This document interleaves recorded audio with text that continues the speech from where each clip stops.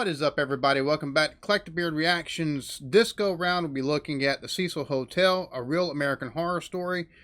Now, the video I did looking at the creepiest surveillance footage, creepiest unexplained surveillance footage, the girl that took and drowned the water tank.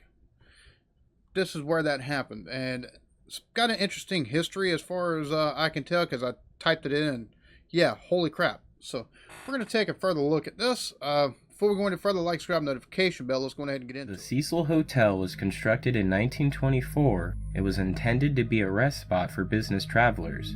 After the Great Depression, the hotel began turning into a slum and gained a negative reputation as a haven for prostitutes and drug addicts, a place where murder and suicide were not uncommon. One of the most well-known stories from the Cecil's history is the suicide of 27-year-old Pauline Otten. While staying at the hotel in 1962, Miss Otten leapt from her 9th-story room after having a heated argument with her husband.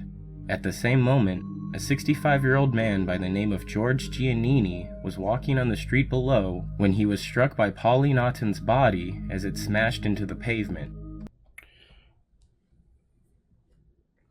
So, not only does she commit suicide, but she is basically a suicide homicide.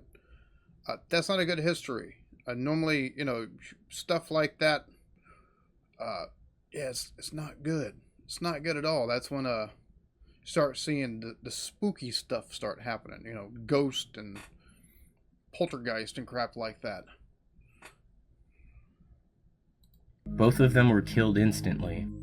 At first, the LA Police Department thought the two had jumped together, but after finding Mr. Giannini with his hands in his pockets and shoes still on, they changed their conclusion, as it was assumed Mr. Giannini's shoes would have been blown off from the impact if he had jumped as well.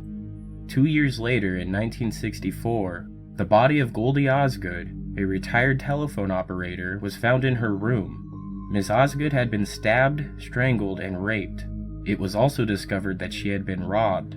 She was a well-respected resident at the hotel who became known as the Pigeon Woman because she was often spotted feeding pigeons at a nearby park. How you gonna kill the pigeon lady? They're normally the nicest people in the world. That being said, you've got a suicide and now a murder. Rape and murder and theft. It would seem like at some point in time, city would take some kind of action because of the dangerous nature that's, because like it said, after the Great Depression, it was, a slum place. People doing, crime and drugs and stuff like that. Prostitution. That's something tells me this is going to get a bit more interesting. Ms. Osgood's body was found next to the LA Dodgers baseball cap she always wore and a bag of bird feed. Her murder remains unsolved. There are many disturbing stories and people lurking in the hotel's past. In the early 1930s, a truck driver was pinned against the hotel and crushed to death by a large truck. Years later, a resident of the Cecil was killed in a shootout at a nearby bar by the bartender who was his childhood best friend.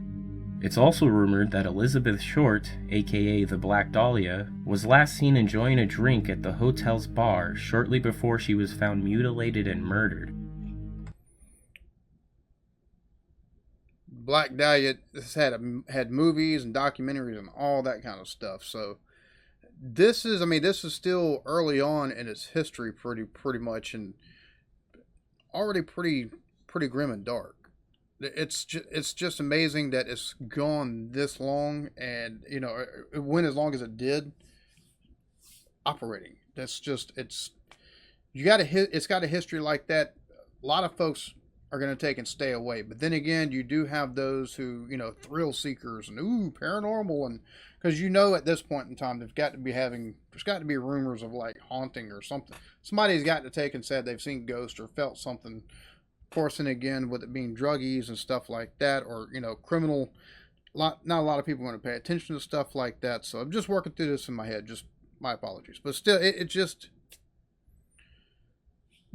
seems like you'd want to stay away, even as a criminal. Be like, that place is dangerous. I'm staying away. Probably the most infamous guest to stay at the hotel was Richard Ramirez, the Night Stalker. Ramirez was a serial killer and self-proclaimed Satanist that would break into homes and shoot, stab, beat, or rape his victims before robbing them. Before or after brutally raping his female victims, he would force them to show where the valuables were kept around the house, making them swear to Satan that they would not lie or scream. Ramirez was living at the Cecil Hotel as his heinous killing spree terrorized the Los Angeles County area from April 1984 to August 1985. After killing his victims, Ramirez would throw his bloody clothing in a dumpster behind the hotel and then enter through a back entrance undetected while in his underwear or completely naked.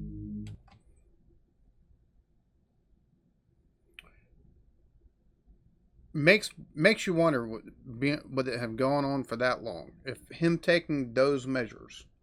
Who saw something but didn't say something? But then again, it also goes back to the fact of it's already got a history of crime and it's already got a bad reputation. So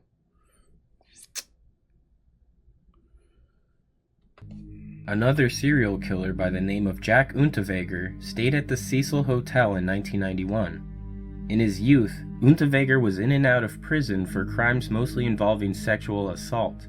In 1974, he murdered an 18-year-old German girl by the name of Margaret Schaefer by strangling her with her own bra. In 1976, Unterweger was sentenced to life in prison without the option for parole for 15 years. While in prison, Unterweger wrote poems, short stories, plays, and an autobiography that was adapted into a motion picture. His writings led to a large amount of people demanding a pardon for the killer, but the president at the time would not allow it until the minimum 15-year requirement was met. On May 23, 1990, Jack Unterweger was released from prison. After his release, his autobiography was taught in schools, and his stories for children were performed on the radio. He also hosted many television shows talking about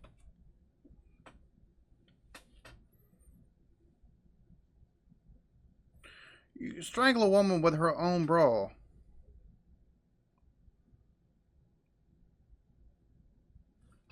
Something tells me he'd be one of those people that in the South, you know, the more naive of folks, he found Jesus. Just, how do you reconcile that with just because you can write fancy? People asking for his release. Criminal rehabilitation and became a journalist for a well-known Austrian television and radio network that had him reporting on stories related to the murder he was convicted of. While Unterweger was becoming a minor celebrity, police claim he murdered 7 prostitutes in that same year he was released from prison. In 1991, Unterweger was hired by an Austrian magazine to write about crimes in Los Angeles, California, and the differences between US and European attitudes towards prostitution. During his visit to LA, he stayed at the Cecil Hotel and used his position as a journalist to find 3 new victims. Unterweger met with local police for information, and even went as far as going on a ride-along with them to areas well known for prostitutes. Wow, dude got the celebrity treatment basically. Kills somebody, gets celebrity treatment, gets out of jail, goes to LA, stays at Cecil Hotel, and holy crap. He would later return to the areas and murder his victims by beating them, sexually assaulting them with tree branches, and strangling them with their own brassieres. Police soon had enough evidence to convict the killer, and after a chase that spanned 3 different countries, police apprehended Jack Unterweger. On June 29, 1994, Unterweger was sentenced to life in prison without possibility of parole. He hung himself in his prison cell later that same day with shoelaces and the tie string from his pants. In February of 2013, Canadian student Elisa went missing while staying at the Cecil Hotel and began one of the most puzzling mysteries to ever take place. After missing a routine call home, her parents grew worried and reported Lam missing when they could not get a hold of her. Hotel staff recalled seeing her, and she was scheduled to check out that same day, but Lam's parents insisted that she would not leave for Santa Cruz without calling them first. A few days later, police searched the hotel with dogs as well as they could without probable cause that a crime was committed, but no sign of where Lamb could be was found. On February 14, 2013, police released surveillance footage of her last known sighting. The footage was taken on February 1st from an elevator camera and shows Lamb acting very strangely as she struggles to get the elevator working. 5 days later, Lamb's body was discovered in one of the hotel's water tanks on the roof after 2 weeks of guests complaining about low water pressure and foul-smelling black water coming from the faucets. After the discovery of the 21-year-old Canadian student's body, that is absolutely that is horrifying.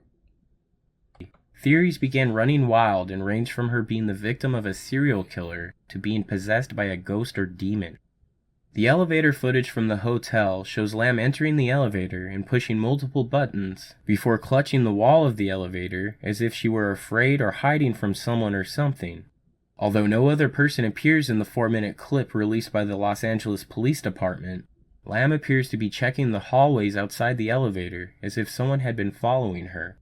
Her erratic movements caused some to believe she was under the effects of something, but the toxicology report showed no signs of alcohol or drug use except for prescription medications Lamb used for her bipolar disorder. Paranormal theories arose after the case was compared to the movie Dark Water, a film where a mother and daughter are haunted by the ghost of a little girl that drowned in a water tank on the roof of their apartment complex. The film features scenes of black water pouring from faucets and dripping from the ceiling. It even has a scene with a malfunctioning elevator. The movie and the events leading up to Lamb's death were so eerily similar that some thought her demise was from the hands of a serial killer using the plot of Dark Water to plan his victim's murder. However, Lamb's death was... That would be highly, that's... Holy crap, that's pretty elaborate. ...was determined by the coroner to be an accidental drowning with bipolar disorder as a significant factor. And the malfunctioning elevator door may be due to Lamb hitting the hold door button as she was seen hitting multiple buttons more than once. Many were skeptical of the county coroner's conclusion because the report had been delayed almost 4 months, showed no results for the rape and fingernail kit test, and lacked an explanation on how Elisa Lamb got into the metal water tank that was behind a locked door with an alarm on the hotel's roof. Some say the police edited the surveillance footage in an attempt to hide something. So that's weird. How do you get behind a locked door? Number one, how do you get inside of a tank like that to close the lid for it? Like, that don't make sense. By removing a full minute of footage and slowing parts of the video down. However, the slowing of the footage may have been used to help better identify Elisa Lamb or anyone involved with her death. It was claimed by guests staying at the Cecil Hotel that you could open the supposedly locked door to the roof without any alarms going off, and proven by one tourist that you could use the fire escape to easily access the roof of the Cecil. On top of that, the lid to the water tank that Elisa Lamb was found in was left wide open only a few weeks after Lamb's body was discovered. It was questioned if Lamb had the strength to open the lid to one of the metal water tanks, but the lid was estimated to only weigh about 20 pounds and was meant to be accessed from a ladder, so it doesn't seem impossible that she could have climbed in herself. When Lamb's body was discovered, she was found floating face up and naked, with her clothing and other possessions found in the tank with her. Lamb's cell phone was not with her and has never been recovered, which has led some to believe the young woman was victim to foul play. The report also brought up a pooling of blood found in Lamb's anal area, which some believe is a sign she was sexually assaulted, but one pathologist stated that the pooling of blood could have been caused by her body bloating due to natural decomposition. With bipolar disorder being stated as the main cause for her death, it was questioned whether bipolar disorder could cause someone to act so manic that they began to hallucinate, to which the answer is yes. Bipolar disorder can cause manic episodes that lead to victims experiencing psychosis, a mental disorder that can cause people to completely lose touch with reality. Yeah, bipolar is pretty freaking serious. Like, that's one of the... It's... Unless it's being managed, it can lead to some disastrous stuff. In the elevator surveillance footage, some would describe Lamb's erratic movements as psychomotor agitation, a symptom found in people suffering a manic bipolar episode. Symptoms include pacing around a room, wringing one's hands, uncontrolled tongue movement, pulling off clothing and putting it back on, and other similar actions. Hallucinations caused by manic episodes are said to almost always cause high anxiety or fear in the sufferer. It was revealed in the autopsy reports that an antipsychotic medication Lamb was taking was not found in her system. This may very well be proof that Lamb's strange death was due to a manic bipolar episode. In 2011, the Cecil Hotel was renamed the Stay on Main Hotel. In 2015, a man was found dead on the sidewalk in front of the building. It's unknown whether the man jumped on his own or was pushed. The name may have changed, but the Cecil's dark reputation still appears to be looming over the Skid Row Hotel in downtown Los Angeles. Well, that's slightly fascinating. That's a long history of just nastiness. Like, why would you not condemn it and tear it down or something? You know, it's with that long of a history of dastardly stuff, seems like it'd be like, all right, time to get rid of this. And granted, now it's a long history. At the same point in time, those are high profile stuff to go along with the small, with stuff that probably didn't garner any kind of attention. So it just, I wouldn't stay there, would you? Just saying. That being said, y'all be good to each other. Love yourselves. Peace.